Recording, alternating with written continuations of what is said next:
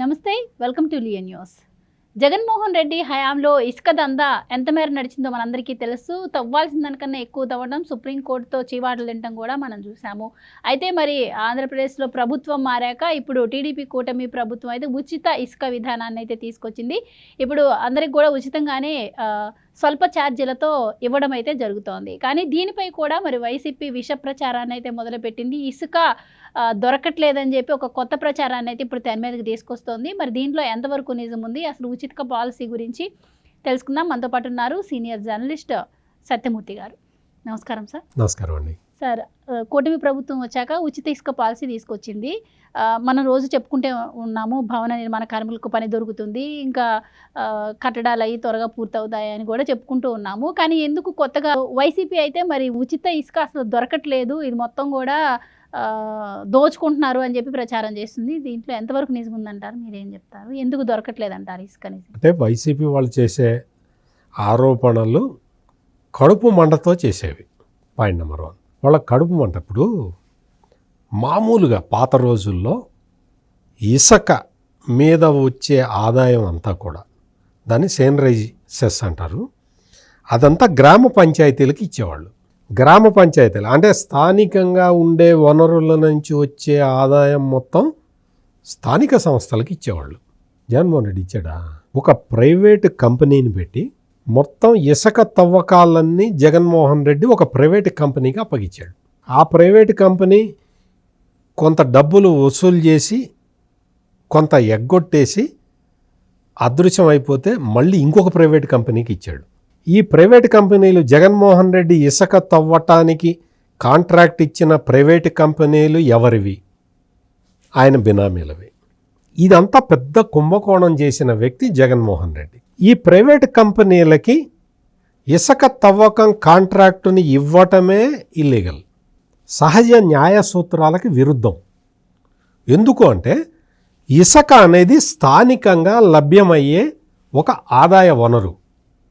ఆ ఆదాయాన్ని గ్రామ పంచాయతీలకి ఇచ్చి ఆ గ్రామాలు అభివృద్ధి చెందేలాగా చూడాలి. జగన్మోహన్ రెడ్డి ఇచ్చాడా? జగన్మోహన్ రెడ్డి ఏం చేశాడు? పెద్ద కంపెనీకి పెద్ద కాంట్రాక్ట్ ఇస్తే ఆ పెద్ద కంపెనీ వైసీపీ ఎమ్మెల్యేలందరికీ సబ్ కాంట్రాక్ట్ ఇస్తే ఈ సబ్ కాంట్రాక్టు కొంత డబ్బులు తీసుకొని నువ్వు దోచుకో, నాకు దోచిపెట్టు అని చెప్పి సబ్ కాంట్రాక్టర్లకు ఇస్తే అందరూ కలిసి దోచుకు తిన్నారు. మొత్తం ప్రభుత్వానికి ఆదాయం గుండు సున్నా, స్థానిక సంస్థలకు ఆదాయం గుండు సున్నా. ఆదాయం ఫుల్గా వచ్చింది ఎవరికి? జగన్మోహన్ రెడ్డి అండ్ కంపెనీకి. ఇది జరిగింది. ఇప్పుడు ఏంటి అంటే ఇసుక ఫ్రీగా ఇస్తున్నారు. సేనరైజ్ సెస్ ఉంటుంది, అది చాలా వందల్లో ఉంటుంది. ఇసుక ఫ్రీగా ఇచ్చినా కానీ అక్కడి నుంచి స్టాక్ పాయింట్ దగ్గర నుంచి ట్రాన్స్పోర్ట్ ఛార్జీలు ప్రజలు పెట్టుకోవాలి. ఇది స్థూలంగా పాలసీ. స్థూలంగా ఇసుక పాలసీ, ఫ్రీ ఇసుక పాలసీ ఏంటి అంటే స్టాక్ పాయింట్ నుంచి ఇసుక తీసుకెళ్ళాలి అంటే ఆ ట్రాన్స్పోర్ట్ ఖర్చులు కూడా ప్రభుత్వం పెట్టుకోలేదు. సాధ్యం కాదు కదా, సాధ్యమయ్యే పని కాదు అది. ఇప్పుడు ఎద్దుల బండ్లు లేకపోతే ట్రాక్టర్లు, వాటి మీద ఇసుక తీసుకెళ్తే నిన్ను ఎవడో ఆపడం. ఇప్పుడు ఒక ట్రాక్టర్ తీసుకొని వెళ్తే ఇసుక అంటే నేను ట్రాక్టర్ వేసుకొని నీ కృష్ణానది నుంచి తీసుకొని తోడుకొని నేను బార్డర్ దాటి వెళ్ళి తెలంగాణలో అమ్ముకుంటానంటే ఊరుకోరు. నీ అవసరాల కోసం ఇసుక తీసుకెళ్తానంటే ఫ్రీగా తీసుకెళ్ళచ్చు.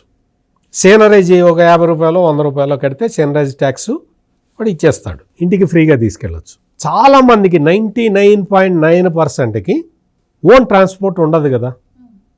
వాళ్ళు ఏదో లారీని మాట్లాడుకోవాలి. ఆ లారీని మాట్లాడుకోవటం దగ్గర ఈ పేచీ వస్తున్నది. వాడేం చేస్తున్నాడు? ఆ లారీ ఓనర్ ఏం చేస్తున్నాడు? ఎక్కువ చేసి చెప్తున్నాడు, నాకు ఇంత అయితే తప్ప గిట్టుబాటు కాదు అని వాడు చెప్తున్నాడు. అందుకని ఏంటంటే వాడు ట్రాన్స్పోర్ట్ ఛార్జీలు వాడు ఎక్కువ వేస్తున్నాడు. ఆ ఎక్కువ వేయటంతో ఏమవుతున్నది? అయినా కూడా జగన్మోహన్ రెడ్డి ఇచ్చిన రేట్లో సగానికే వస్తున్నది. జగన్మోహన్ రెడ్డి చేసిన పనిలో అంటే అప్పుడు ఇసుక రేటులో దాదాపుగా సగానికే వస్తున్నది. ట్రాన్స్పోర్ట్ ఖర్చులు వీళ్ళు పెట్టుకున్నా కానీ చాలా చోట్ల ఏం జరుగుతున్నది అంటే చాలా వరకు ఇసుక ఫ్రీగానే, అంటే ఫ్రీగా ఇవ్వటం ఇసుక వరకే ఫ్రీ, ట్రాన్స్పోర్ట్ కాస్ట్ ఎవరికి వాళ్ళు పెట్టుకోవాలి కదా. ఇక్కడ ఏం జరుగుతున్నది అంటే వెబ్సైట్లో బుక్ చేసుకునేటప్పుడు స్టాక్ ఓవర్ అని కనపడుతూ ఉన్నది. స్టాక్ ఓవర్ అని కనపడితే వీళ్ళందరూ ఏమనుకుంటున్నారు అంటే ఎవరికైతే ఇసుక కావాలో వాళ్ళు ఏమనుకుంటున్నారు అంటే ఇసుకని బ్లాక్ మార్కెట్లో అమ్ముకుంటున్నారు, అందుకని మాకు నో స్టాక్ కనపడుతున్నది అనుకుంటున్నారు. కానీ వాస్తవంగా అక్కడ జరుగుతున్నది ఏంటి అంటే మనం జగన్మోహన్ రెడ్డి ప్రభుత్వంలో జరిగిన విషయాన్ని ఒక్కసారి చూసుకుంటే ప్రొక్లైనర్లు పెట్టి నదీ గర్భంలో కూడా ఇసుక తవ్వించాడు. దాంతో గ్రీన్ ట్రిబ్యునల్ వాళ్ళు కొన్ని వేల కోట్ల రూపాయలు ఫైన్ వేశారు రాష్ట్ర ప్రభుత్వం మీద. మనం చూసాం విజయవాడలో బుడమేరు, అక్కడ మొత్తం ఇసుక తవ్వి తీసుకెళ్ళటం వల్లే అక్కడ గండ్లు మొత్తం వీక్ అయిపోయినాయి. అట్లా చాలా చోట్ల గోదావరి నది గర్భంలో తవ్వారు, కృష్ణానది గర్భంలో తవ్వారు. ఆ మొత్తం వాగులు వంకలు అన్నీ కూడా ప్రొక్లైనర్లు పెట్టి తవ్వారు. మీకు మరీ బాగా స్పష్టంగా చెప్పాలి అంటే గుట్టలు గుట్టలు పోసారు తవ్వి. ఆ తర్వాత ఈ జగన్మోహన్ రెడ్డి వచ్చి గవర్నమెంట్ మారిన తర్వాత నేను ఇసుకని గుట్టలు గుట్టలుగా పోసాను, ఇప్పుడు వెళ్ళి చూస్తే గుట్టలు కనపట్టలేదు అంటాడు. అసలు గుట్టలు గుట్టలుగా పోస్తారా ఇసుకని? నదీ గర్భంలో ప్రొక్లైనర్లు పెట్టి తవ్వితే మీకు విషయం తెలుసా, జీవ నదులు కూడా ఇసుక తవ్వితే ఎండిపోతాయి. దానికి ఒక లెక్క ఉంటుంది, ఆ లెక్కకి మించి తవ్వకూడదు. తవ్వితే జీవ నదులు కూడా ఎండిపోతాయి. వాగులు వంకలు కోర్సు మారుతాయి.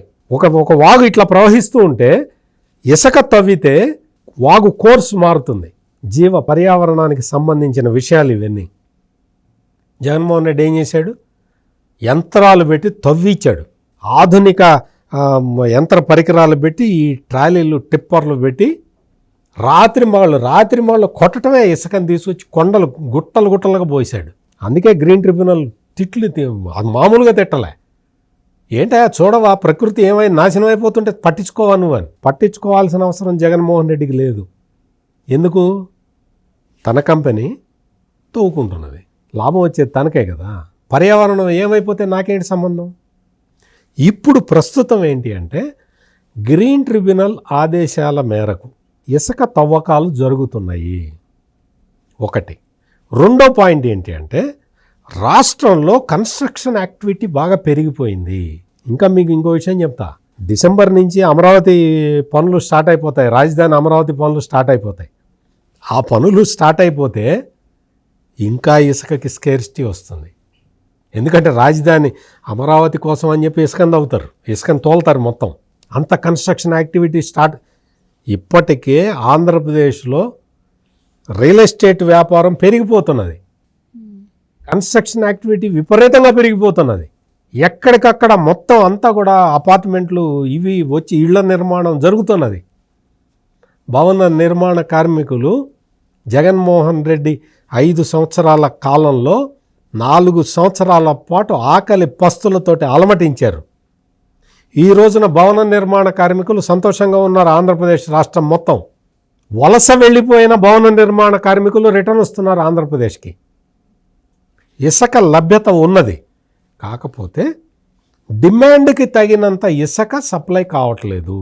దానివల్ల కొన్ని చోట్ల అపోహలు తలెత్తుతున్నాయి. అందుకే నో స్టాక్ బోర్డులు కనిపిస్తున్నాయి. అందుకే నో స్టాక్ బోర్డులు కనపడుతున్నాయి.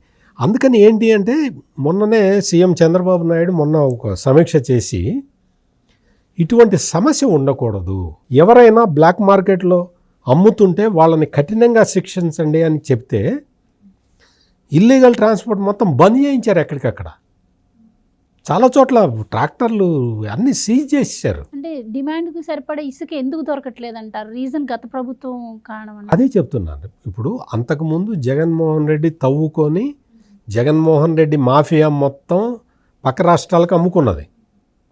ఇప్పుడు ఏంటంటే తవ్విన ఎన్జిటి గైడ్లైన్స్ ప్రకారం తవ్వుతున్నారు. పాయింట్ నెంబర్ 1, ఆ గైడ్లైన్స్ ప్రకారం తవ్వుతున్నారు. గుట్టలు గుట్టలుగా ఇసుక పోయట్లేదు, అవసరం మేరకు తవ్వుతారు. డిమాండ్ ఇంకోవైపు పెరిగి ఉన్నది. దాంతో ఏమవుతున్నది అంటే నో స్టాక్ అని కనపడుతున్నది. ఇది జరుగుతున్నది అక్కడ. మనకి ఇసుక ఎంత ముఖ్యమో పర్యావరణం కూడా అంతే ముఖ్యం కదా. పర్యావరణాన్ని నదుల్ని, వాగుల్ని, వంకల్ని కాపాడుకోవాల్సిన బాధ్యత మన మీద కూడా ఉంది కదా. కాకపోతే గోడలు కట్టేసి స్లాబ్ వేసుకోవడానికి రెడీగా ఉన్నవాడికి ఇసుక దొరక్కపోతే అసహనం వస్తుంది. ఇసుక దొరికితే స్లాబ్ వేసుకుంటాడు. ఆ స్లాబ్ లేట్ అవుతూ ఉంటే అతనికి కన్స్ట్రక్షన్ పెట్టుబడి పెరుగుతూ ఉంటుంది. అందుకని ఆ బాధలో ఉన్న వాళ్ళు ఎవరైనా ఉంటే వాళ్ళు ఆఫీసర్లను అప్రోచ్ కావడానికి అన్ని రకాల మార్గాలు అలౌ చేస్తూ ఉన్నారు. వాళ్ళు మా ఇదండి, మా అవసరం ఇదండి అని చెప్పుకోవచ్చు. ఈ విధమైన వెసులుబాటు ఉన్నది అక్కడ.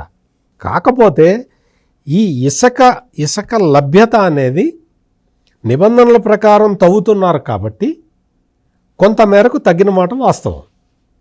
దాంతో అందుకనే ఆ పాలసీని మళ్ళీ రీవ్యాంప్ చేస్తున్నారు. దానికోసం అని చెప్పి మొత్తం పబ్లిక్ ఒపీనియన్ని కలెక్ట్ చేస్తూ ఉన్నారు. ఇప్పుడున్న బాధలేంటి, ఈ బాధల్ని మనం ఏ విధంగా సర్దుబాటు చేయాలి అనే దాని మీద కూడా ప్రభుత్వం కసరత్తు చేస్తూ ఉన్నది. మరోవైపు రోబో శాండ్ని ఎక్కువ వాడటానికి ఎట్లా చేయాలి, ఏం చేయాలి అనేది చూస్తూ ఉన్నారు. ప్లస్ ఇప్పుడు స్లాబ్ వేయటానికి కూడా మొత్తం అంతా కూడా రెడీ మిక్స్ ఇవి ఉంటాయి కదా, ఆ రెడీ మిక్స్ వాళ్ళదే ఎట్లా వాడుకోవాలి అనే దాని మీద కూడా వర్కౌట్ జరుగుతూ ఉన్నది. అంటే ఇసుకని విచ్చలవిడిగా తవ్వే ఒక పరిస్థితి నుంచి రాష్ట్రం బయటపడ్డది. అంటే ప్రొక్లైనర్లు పెట్టేసి తవ్వి యంత్ర పరికరాలు పెట్టి తవ్వే పరిస్థితి నుంచి కొంచెం బయటకు వచ్చింది. అది పర్యావరణం మేలు కోసం చేసిన పని. అంటే ఈ రెండు చాలా సామాజిక సమస్య ఉంటుంది, వ్యక్తిగత సమస్య ఉంటుంది. ఈ రెండింటిని బ్యాలెన్స్ చేస్తూ ప్రభుత్వం ముందరకెళ్తుంది కాబట్టి కొద్ది మేరకు సమస్యలు ఉన్నమాట వాస్తవం. ఆ సమస్యల్ని ఎట్లా పరిష్కరించాలనేదే చూస్తున్నది. ఈలోపు భవన నిర్మాణానికి సంబంధించిన ఇంజనీర్లు వాళ్ళు ఏంటి అంటే ఈ రోబో శాండ్ వినియోగం ఎట్లా చేయాలి, ఈ రెడీ మిక్స్ని ఎట్లా వాడుకోవాలి అనే అంశాల మీద కనుక ఇంకా కొంచెం ఎక్కువ డిస్కషన్ జరిగితే సిమెంట్ ఈ ఇసుక మీద ఇంత ప్రెషర్ తగ్గుతుంది. ఇది చేయాల్సింది ప్రభుత్వం వైపు నుంచి అన్ని రకాల చర్యలు తీసుకుంటున్నారు. Thank you so much. నమస్కారం.